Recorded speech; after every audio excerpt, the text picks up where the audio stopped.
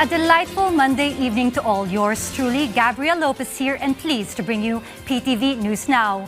Well, the start of the work week began with a bang. A bombshell many saw coming sooner than later, but yet felt with awe and shock upon hearing the names drop today's probe session.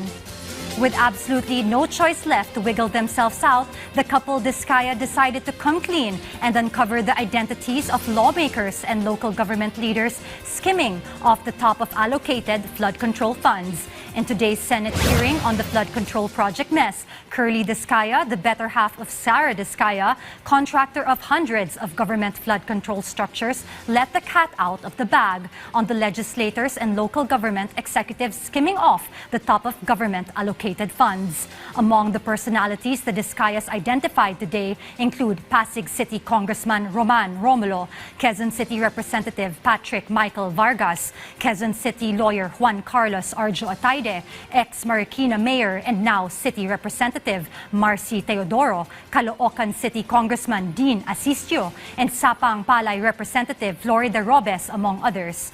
Likewise, the Discaya couple listed and cited 5 district engineers, a project director, regional director, and DPWH undersecretary, all of whom were in cahoots with the aforementioned legislators out to fleece government funds set aside for flood control measures.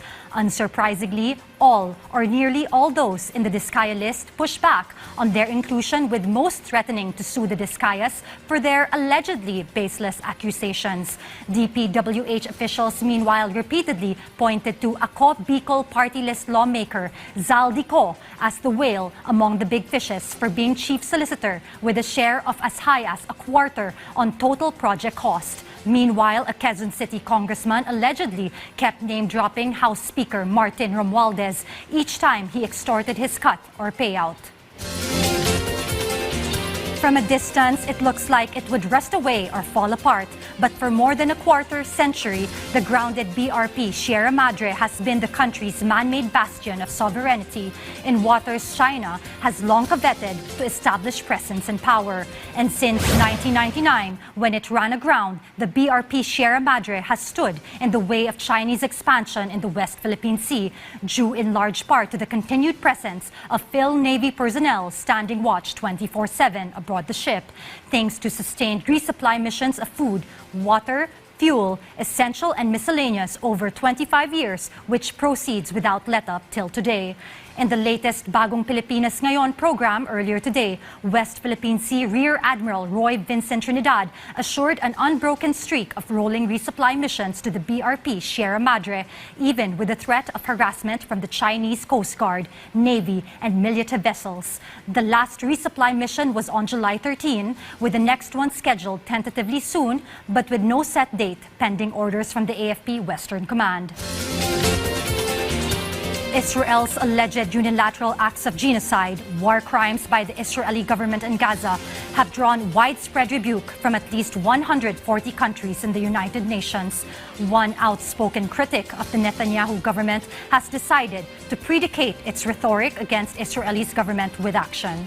Earlier today, Spain's Prime Minister Pedro Sanchez announced multiple measures to hopefully curb or slow down Israel's unilateral actions in Gaza, with an arms embargo and the momentarium on ships carrying fuel bound for Israel from entering Spanish ports. Likewise, Spain intends to cut aerial transport of military equipment bound for the Jewish state and ban imports on products from illegal settlements in Palestinian territories in the West Bank, with the aim to slow down Israeli expansion there. This move could trigger similar acts of support from European Union countries, which have since then denounced Israel's war crimes in Gaza and its latest assault and takeover assault on Gaza, which could heighten an already rank humanitarian crisis in the Rumble City.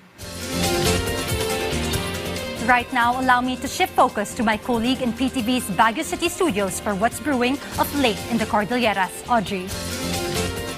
Naimbag Arabi, kalpasan ti maysang aldaw idinapasamak ti uram iti basement ti Maharlika Livelihood Complex, agsasaruno atulong ti ipapaay ti City Social Welfare and Development Office kadagiti naapektaran ti uram.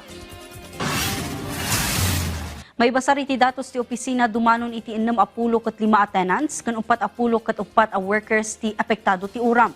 Naipayan matan dagiti tenant iti kaskanan at tulong kas iti relief kan cash assistance. Iti inisyal nga investigasyon ti Bureau of Fire Protection Baguio, dumanon iti 1,500 square meters ti nauram kan nasurok kumura nga 18 million pesos ti danyos daytoy. Awan matin ay report anadang runway no pimusay gapu iti uram. Agtultuloy ti investigasyon iti nang rugyan kan rason ti uram. Nakalukat matan ti Maharlika Livelihood Complex para kadagiti negosyante asan ang naapektaran iti uram. Nagpalagip mat ti BFP tapno malapdan dagiti insidente ti uram iti syudad. Pag may sunog tayong nakita, mas maganda i-report kaagad po nila sa hotline number natin na 911 or sa 442-2222 para po ma-responden natin kagad. And yun nga, remember, paglalabas tayo ng bahay natin sa opisina, laging tanggalin yung mga nakasaksak na mga appliances. Sensitibo ti sumaruno ada magkakailyan isu akid dawen mi ti panarabay dagiti naganak kadagiti agbuybuya ang menor de edad. Ita ang maobserbaran ti Suicide Awareness and Prevention Month na ipalagip kadagiti lihiti mo akamong ti media ti umno apan ang talantan ken panangisurat kadagiti sensitibo nga issue may naig iti suicide ken mental health. Babaan dayto iti Mind Matter in Media course nga insayang ti Department of Health ken City Health Services Office.